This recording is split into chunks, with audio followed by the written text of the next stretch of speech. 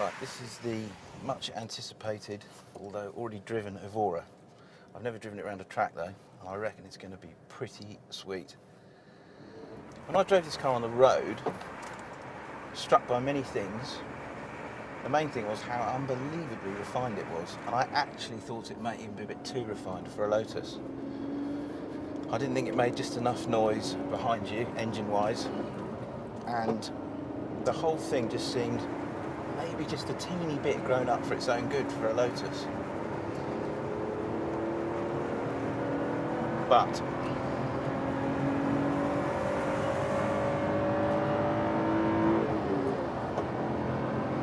as you can probably hear already, the noise it makes when you really go for it is great, and no complaints there.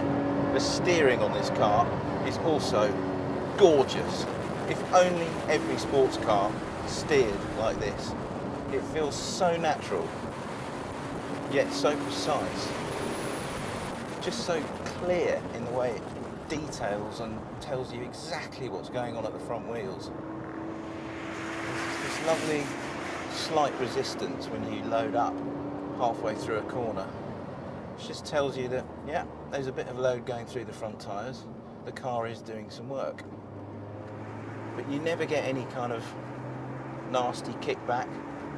There are never any kind of sharp edges. It's just a lovely flow of information that comes at you through this equally lovely rim. I think it's one of the nicest steering systems, I guess, on any car I've ever driven really, but certainly probably the nicest of any modern sports car.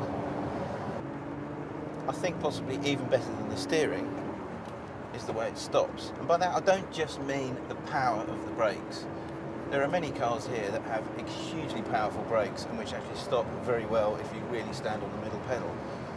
What this car also adds to that is this incredible stability over the bumps and around the cambers that there are at Goodwood. You enter a braking area and you just think, well, I'm going to stop, and the thing just stops. There's no unwanted kind of movement from the back, and no scrabbling or shimmying around the front axle either. There's also no dive under brakes. The Lotus Evora at Goodwood, pretty much anywhere else I suspect too, is blinding. It really is a fantastic driver's car. Okay, there are some faults, the cabin and the gearbox being the two major ones.